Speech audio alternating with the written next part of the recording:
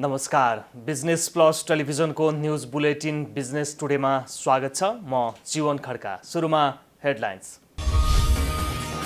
आइतबार शेयर बजार परिसूचक नेप्सेमा 14.71 अङ्कको वृद्धि, 195 कम्पनीका 3 अर्ब बढीको कारोबार। जलविद्युत र म्युचुअल फन्ड बाहेक सबैको सूचक उकालो।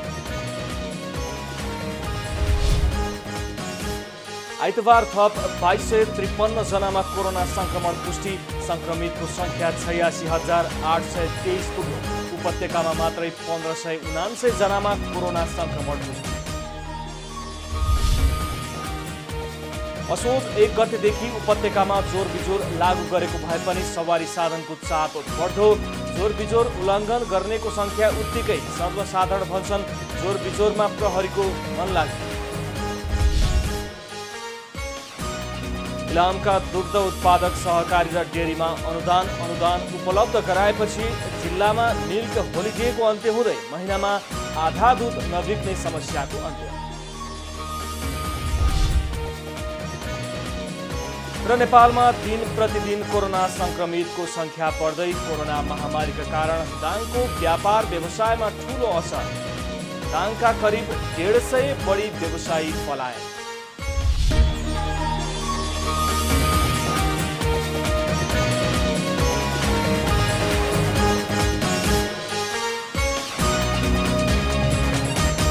बिजनेस टुडेको सुरुमा शेयर बजार सम्बन्धी समाचार। साताको पहिलो कारोबार दिन आइतबार शेयर बजार नेप्से परिसूचक 14.71 अङ्कले बढेको छ।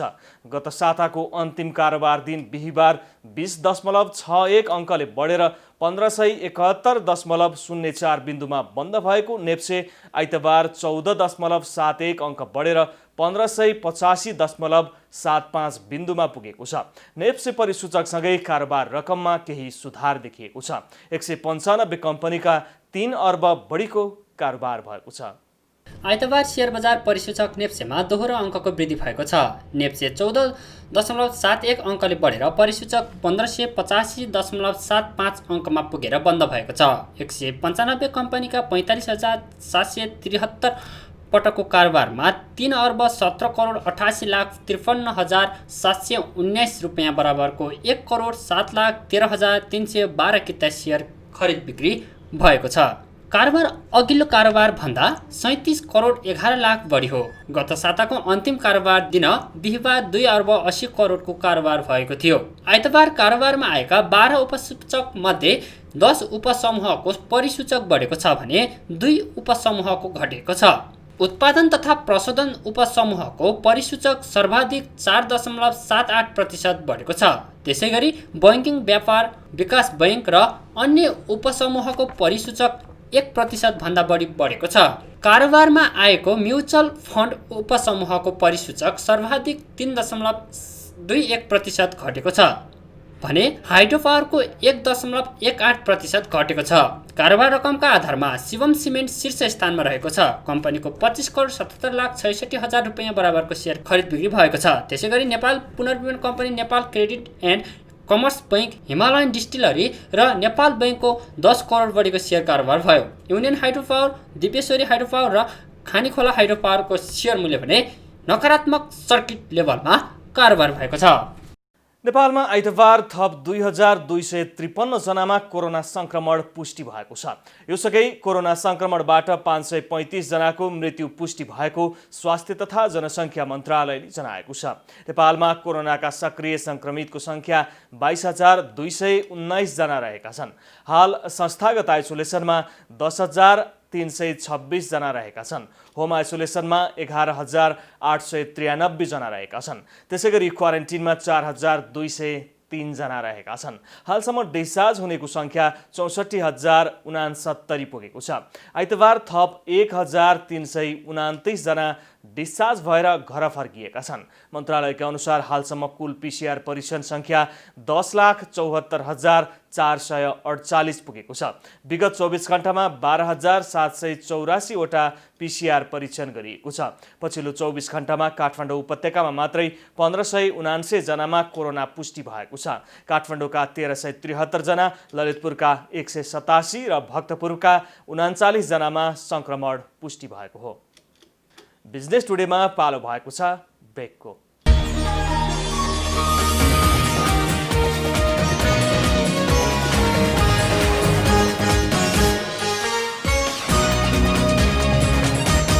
बिजनेस टुडेमा पुनः स्वागत छ। अब बाँकी समाचार।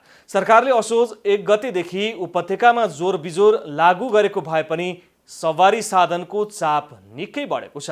चाडपर्व नजिकैसँगै अत्यावश्यक कामकाजमा निस्कनेहरूको चाप निकै बढेको हो। केही दिन यता सवारी साधनको चाप बढ्नुका साथै जोर बिजोर उल्लङ्घन गर्नेको सङ्ख्या पनि उत्तिकै छ।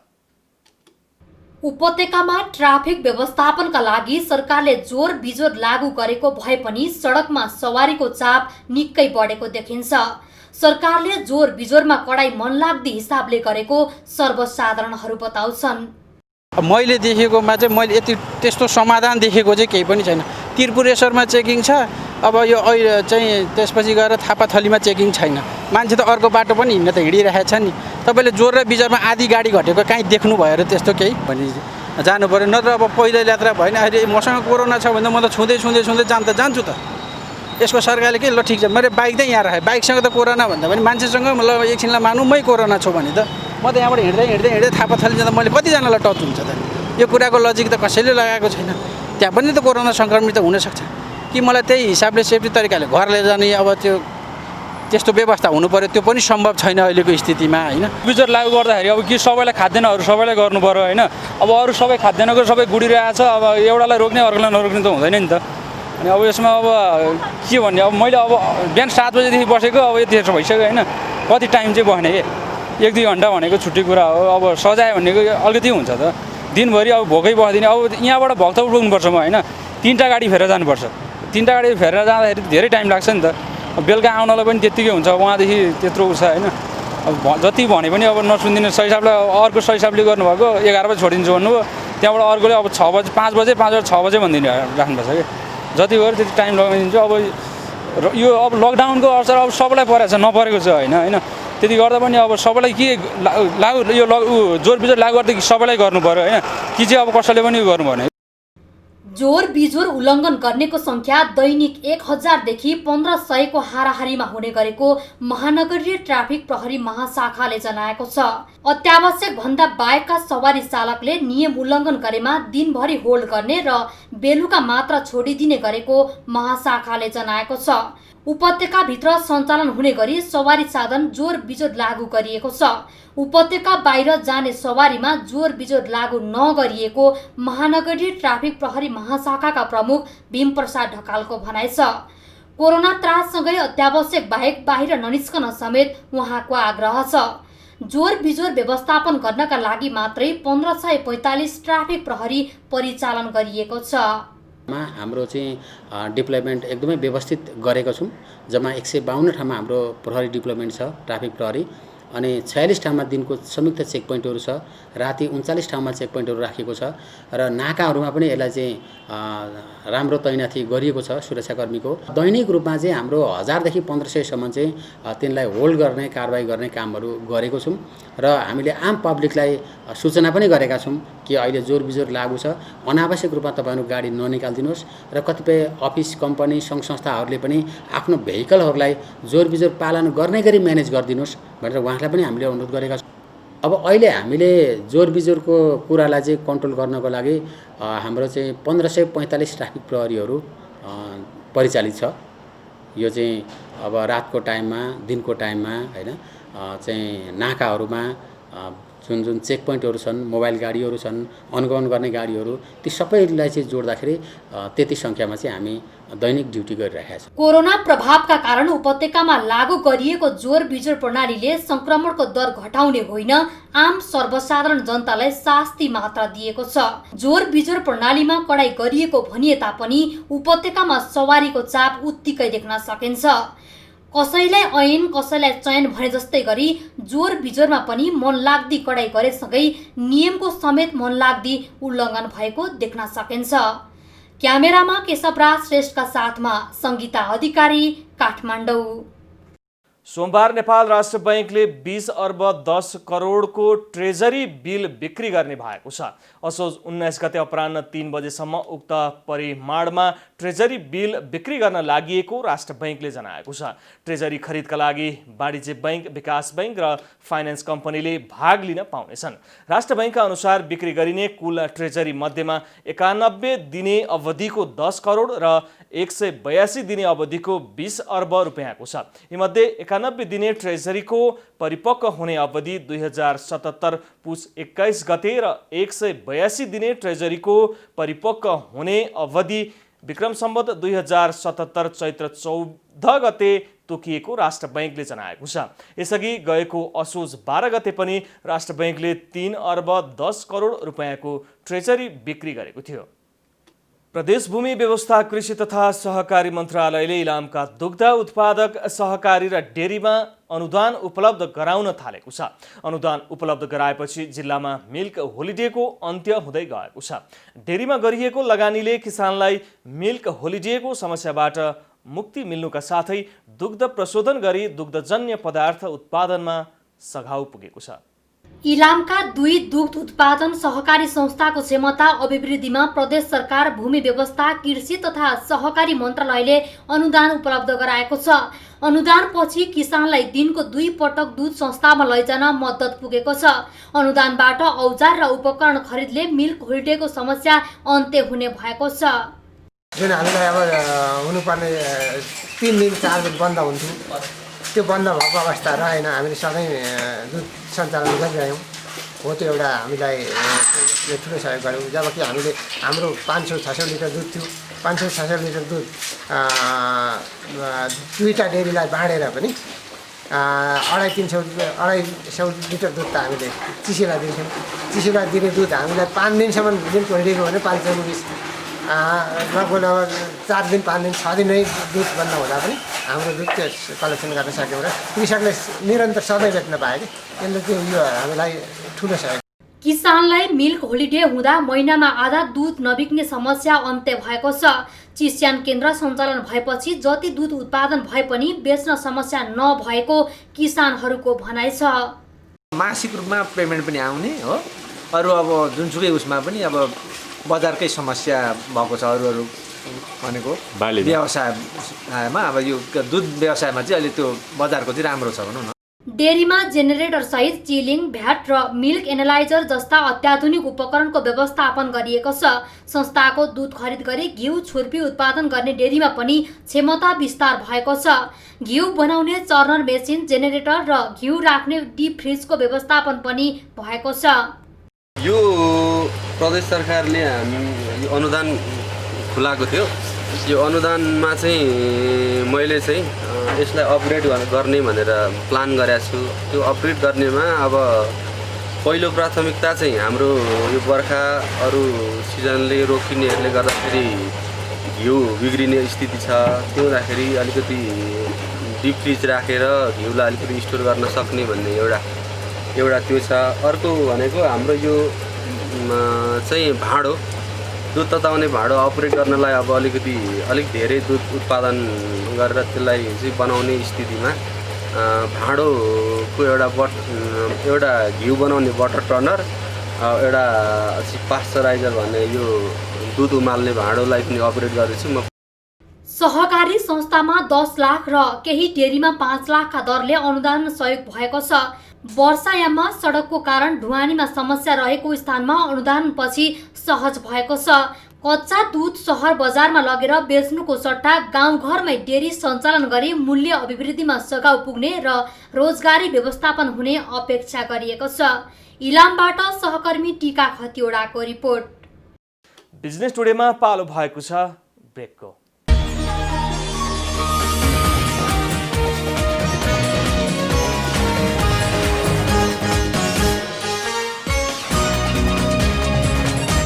बिजनेस टुडेमा पुनः स्वागत छ। अब बाँकी समाचार। नेपालमा दिन प्रतिदिन कोरोना संक्रमितहरूको संख्या बढ्दै गएको छ। महामारीका कारण दाङको व्यापार व्यवसायमा ठूलो असर परेको छ। कोरोना कहरकै अवधिमा दाङका करिब 150 बढी व्यवसायी पलायन भएका छन्। कोरोना महामारीका कारण दाङमा ठूलो सङ्ख्यामा व्यवसायीहरू व्यवसायबाट पलायन भएका छन्। पलायन हुनेहरूमा अधिकांश होटल व्यवसायी, पर्यटन व्यवसायी र फेन्सी व्यवसायीहरू रहेको तथ्याङ्क छ। यी व्यवसायीहरूमा आबद्ध 800 बढी कर्मचारीहरू पनि रोजगार गुमाएका छन्। तर व्यवसायीहरूको प्रवर्धन राहतमा सरकारले व्यवस्था गरेको व्यवसायीहरूको आरोप छ। लामो समयको लकडाउनको कारण वास्तवमा दाङका उद्योगिक व्यवसायहरू कोभिडबाट चाहिँ अछुत रहन सकेन। खास गरिकन सरकारले जुन व्यवस्थापन गर्नुपर्ने थियो त्यो व्यवस्थापनको लागि कहीँनिर चाहिँ सरकार चुकेको हामीलाई चाहिँ महसुस भएको छ। महामारीको त्रासले व्यापार व्यवसाय बन्द हुँदा घर भाडा, बैङ्क ब्याज तथा अन्य विभिन्न कर तिर्ने रकम समेत जम्मा गर्न नसकेको व्यवसायीहरूको गुनासो छ। सरकारले व्यवसायीहरूलाई राहत हुने कुनै पनि कार्यक्रम ल्याउन नसकेकाले पलायन हुन बाध्य भएको व्यवसायीहरूको भनाइ छ। केही व्यवसायी पसल बेचेर ऋण तिर्न अवस्थामा पुगेका छन्। 35 लाखको लगानी होटेल सञ्चालन गरेका 6 महिनामै बन्दाबन्दी भएपछि व्यवसायबाट पलायन भएको घोराइका होटेल व्यवसायीहरूको तर्क छ। ठुलो लगानीका होटेल पनि निकै समस्यामा परेका छन्। बन्दाबन्दी खुले पनि ग्राहकहरू कम मात्रा आउने गरेका छन्। स्वास्थ्य सतर्कता अपनाउँदा पनि खासै प्रभावकारी नभएको होटेल सञ्चालकहरूको भनाइ छ। लगभग तपाईँको त्यो यतातिरको हेर्नुहोस्, त्यो हलसहित मैले लगभग 30-35 लाख खर्च गरेर बनाएको सबै। अब यो घरदेखि रिपेयरदेखि लिएर सबै सामानहरू जडान गर्दाखेरि सबै लगभग 30-35 लाखको लगानी लागेको छ। मेरो अवस्था त अहिले गम्भीरै छ, किनभने लगभग थुप्रो लगानी लगाएर पार्टी प्यालेसको रूपमा होटेल सञ्चालन गर्ने भनेर खोलिसकेपछि 5-6 महिना लगभग 5-6 महिना चलाएको थिएँ मैले। त्यसपछि अब कोरोनाको महामारीको कारणले पुरै लकडाउन भइसकेपछि अब कर्मचारीहरू 5-7 जना थिए, तिनीहरूलाई पाल्न र भाडा तिर्न मलाई गाह्रो भइसक्यो। बन्दाबन्दीको कारण लामो समयसम्म व्यापार व्यवसाय सञ्चालन नभएपछि ऋण तिर्नका लागि पसल बेच्नुपर्ने बाध्यता भएको व्यवसायीहरूले बताएका छन्। मेरो सानो मोबाइल पसलको एउटा व्यापारी पनि थिएँ, अहिले त छैन। यो लकडाउनले गर्दाखेरि धेरै समस्याहरूसँग हिँड्नु पर्यो। अनि व्यापार भइदिन, हेर्नुहोस् खानी के अनि बस्ने कहाँ, साहुहरूले भाडा पनि मिना गरेनन् पसलको। स्थिति यति नराम्रो भइदियो कि पसल अहिले बेच्ने नौबत आयो। धेरै समस्याहरूसँग गुज्रियो, हेर्नुहोस्। अब अरू त के भनौँ, विस्थापित भइएको, अब हारिएको कोरोनाले जोस् धेरै नराम्रो काम गरायो। सरकारले 25,000 भन्दा बढी सक्रिय सङ्क्रमित भएमा पुनः लकडाउन गर्ने निर्णय गरेको छ। तर व्यवसायीहरूको हितमा काम गर्न नसकेको व्यवसायीको गुनासो छ। यस्तो अवस्थामा परिस्थितिलाई सहज बनाउन सरकारको भूमिका महत्त्वपूर्ण भए पनि राज्यको उदासीनताले व्यवसायी पलायन हुन बाध्य भएका हुन्। दाङबाट सहकर्मी विकास डाँगीको रिपोर्ट। आइतबार नेपाली बजारमा सुन चाँदीको भाउ केही बढेको छ। सुन तोलामा 200 रुपियाँले बढेर 94,500 रुपियाँ पुगेको छ। त्यसैगरी तेजाबी सुन तोलाको 94,000 रुपियाँ निर्धारण गरिएको नेपाल सुन चाँदी व्यवसायी महासङ्घले जनाएको छ। त्यस्तै चाँदी तोलामा 5 रुपियाँ बढेर 1180 रुपियाँ कायम भएको छ। शुक्रबार सुन तोलामा 200ले घटेर 94,300, तेजाबी सुन तोलाको 93,800 र चाँदी तोलाको 1175 रुपियाँमा कारोबार भएको थियो। तोकिएको समयमा आर्थिक प्रस्ताव पेश नभएपछि दोस्रो अन्तर्राष्ट्रिय निजगढ विमानस्थल निर्माणको आगामी प्रक्रियाबारे लगानी बोर्डको बैठकले टुङ्गो लगाउने भएको छ। लगानी बोर्डले विमानस्थल निर्माणको लागि छनौट गरेको जुरिच एयरपोर्ट इन्टरनेसनल कम्पनी तोकिएको समयमा आर्थिक प्रस्ताव नआएपछि आगामी बोर्ड बैठकले टुङ्गो लगाउने भएको हो। सरकारले तोकेको मिति सेप्टेम्बर 30 सम्म जुरिचले विस्तृत आर्थिक प्रस्ताव पेश गर्न समय दिएर प्रस्ताव माग गरेको थियो। तर लगानी बोर्डलाई प्रस्ताव पेश नगरेपछि विमानस्थल निर्माणको आगामी दिशाको निर्क्योल बोर्डको बैठकले गर्नेछ। जुरिचले 19 सेप्टेम्बरमा नै इमेल मार्फत जानकारी गराउँदै कोभिड-19 का कारण एभिएसन क्षेत्रमा ठूलो प्रभाव परेको र सोही कारण बोर्डले तोकेको समयमा प्रस्ताव पेश गर्न नसकेको बोर्डले जनाएको छ। बैंक तथा वित्तीय संस्थाहरूले कोभिड महामारीका कारण भौतिक दूरी कायम गर्नुपर्ने बाध्यतालाई ध्यानमा राखी भुक्तानी गर्न निक्षेप खाता खोल्नदेखि कर्जा समेत अनलाइनबाटै आवेदन दिएर उपयोग गर्न सकिने प्रडक्टहरू ल्याएका छन्। पछिल्लो समय केही बैंकहरूले कर्जा प्रवाहको प्रक्रियालाई डिजिटलाइज्ड गरेपछि यसमा ग्राहक आकर्षण बढ्न थालेको हो। केही बैंकले अनलाइनबाट माग भएका कर्जा स्वीकृति समेत दिन थालिसकेका छन्। पछिल्लो समय Sanima bank, NIC Asia, Nabil bank लगायतले अनलाइन मार्फत आवेदन भनेर कर्जा लिन पाउने प्रडक्टहरू बजारमा ल्याएका छन्। यसको प्रभावकारिता समेत देखिन थालेको छ। पार्टी प्यालेस व्यवसायीहरूले तत्काल व्यवसाय सञ्चालन गर्ने वातावरण बनाइदिन सरकारसँग माग गरेका छन्। देशभर रहेका 7,000 पार्टी प्यालेस व्यवसाय बन्द हुँदा 50,000 भन्दा बढीको रोजगारी गुमेको भन्दै व्यवसायीहरूले तत्काल व्यवसाय सञ्चालन गर्न वातावरण बनाइदिन सरकारसँग माग गरेका हुन्। नेपाल राष्ट्रिय पार्टी प्यालेस तथा क्याटरिङ व्यवसायी महासङ्घका केन्द्रीय अध्यक्ष लीलाबहादुर जीसीले तत्काल निर्बाध रूपमा पार्टी प्यालेस तथा क्याटरिङ व्यवसाय सञ्चालन गर्ने वातावरण बनाउन राज्यसँग माग गर्नुभयो। भौतिक दूरी कायम गर्दै सरकारले तोकेको मापदण्ड पूरा गरेर व्यवसाय सञ्चालन गर्न माग गर्दा समेत सरकारले वास्ता नगरेको उहाँको गुनासो छ। लामो समयसम्म हाम्रा व्यवसायहरू निरन्तर रूपमा बन्द रहे र अहिलेसम्म पनि बन्द छन्। यो बन्द रहिरहँदा समान प्रकृतिका पार्टी प्यालेस र क्याटरिङ जस्ता समान प्रकृतिका व्यवसायहरू सुचारू भए, यद्यपि पार्टी प्यालेस तथा क्याटरिङ व्यवसाय सुचारू हुन सकेन। यसमा के कति कारणले सुचारू हुन सकेन, हामी राज्यसँग यही प्रश्न गरिरहेका छौँ। मानिलिनुहोस् 4 पाङ्ग्रे गाडी चल्छ भने 6 पाङ्ग्रे गाडी किन चल्दैन? सवारी साधन त उयो। त्यस्तै प्रकृतिको चाहिँ होटलहरू र समान प्रकृतिका रेस्टुरेन्टहरू र उसले चाहिँ बनाएका इन्टरनल सभा कक्षहरू, सभा हलहरू भएका होटलहरू चलिरहेको अवस्थामा पार्टी प्यालेसले बनाएको हल किन चल्न सक्दैन? हाम्रो प्रश्न यहाँनिर हो। पार्टी प्यालेस खोल्दा कोरोना फैलिन्छ कि भन्ने चाहिँ राज्यमा भ्रम परेको हुनसक्छ। म यो भ्रमलाई यथार्थपूर्वक ढङ्गले भन्न चाहन्छु। हामीले आफ्नो किचनबाट, पार्टी प्यालेसको एउटा किचनबाट अथवा एउटा होटलको किचनबाट या रेस्टुरेन्टको एउटा किचनबाट खाना बनाइसकेर त्यसलाई होम डेलिभरी गरेर खाँदाखेरि कोरोना नसर्ने, ती व्यक्तिहरू पार्टी प्यालेसको हलभित्र छिरेर खाँदा कोरोना सर्छ भन्नु कति न्यायसङ्गत छ र कति कानुन सम्मत छ र कति यो तथ्यपूरक छ भन्ने कुरा राज्यले यसमा अनुसरण गरोस्, बुझोस्, अनुसन्धान गरोस् भन्ने हामी चाहन्छौँ। हामीले भौतिक दूरी कायम गरेर एउटा टेबलमा 2 जना मान्छे राख्छौँ, भौतिक दूरी कायम गर्छौँ, भित्र छिर्ने सबै पाहुनाहरूलाई हामी चाहिँ सेनिटाइज गरेर छिराउँछौँ। हामी चाहिँ उहाँहरू बसिसकेपछि उठेको ठाउँमा पुनः हामी सेनिटाइज गर्छौँ भनेर हामी पार्टी प्यालेस तथा यो व्यवसाय सञ्चालन गर्दै गर्दा राज्यलाई चाहिँ हामीले आर्थिक रूपमा सस्टेन गर्छौँ भन्दै गर्दा यो व्यवसाय बन्द हुनुको कारण के हो? हामी यो कारण मात्र खोजिरहेका छौँ। तसर्थ राज्यले निर्बाध रूपमा हाम्रा देशभरि छरिरहेका पार्टी प्यालेस तथा क्याटरिङहरू जुन 7,000 भन्दा बढी छन्, यी पार्टी प्यालेसहरूलाई यथाशीघ्र सञ्चालन गर्ने वातावरण बनाओस्, हामी राज्यसँग यही जोरदार माग गर्दछौँ महासङ्घको तर्फबाट। नेपाल राष्ट्रिय पार्टी प्यालेस तथा क्याटरिङ व्यवसायी महासङ्घले करिब 7 महिनादेखि व्यवसाय बन्द हुँदा पलायन हुने स्थितिमा पुगेको जनाएको छ। 50,000 भन्दा बढीको रोजगारी गुम्ने मात्र नभएर सरकारले वार्षिक 2 अर्ब भन्दा बढी राजस्व समेत गुमाएको महासङ्घको भनाइ छ।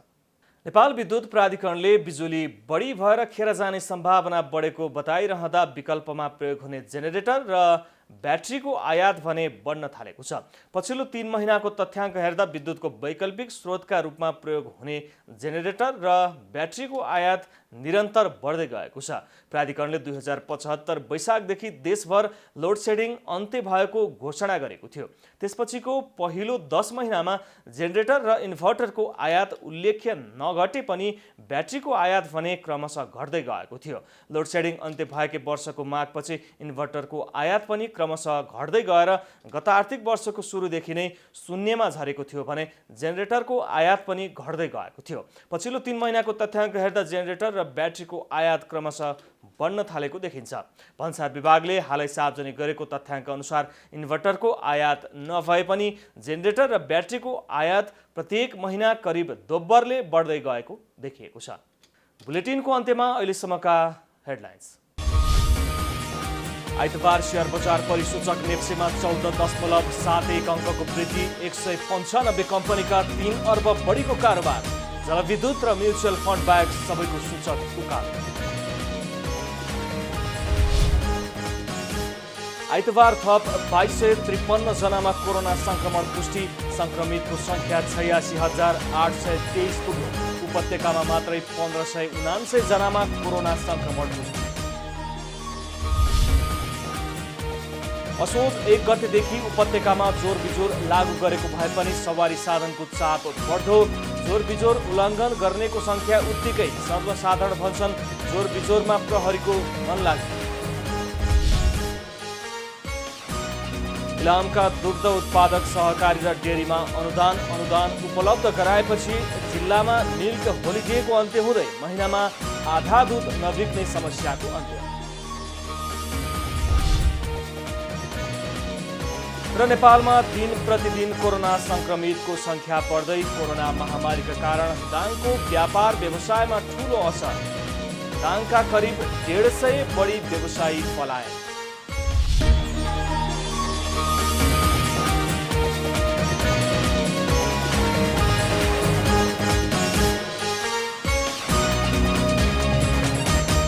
बिजनेस टुडे अहिलेलाई यति नै। हेर्दै रहनुहोला business plus television. Business plus, business fast. नमस्ते।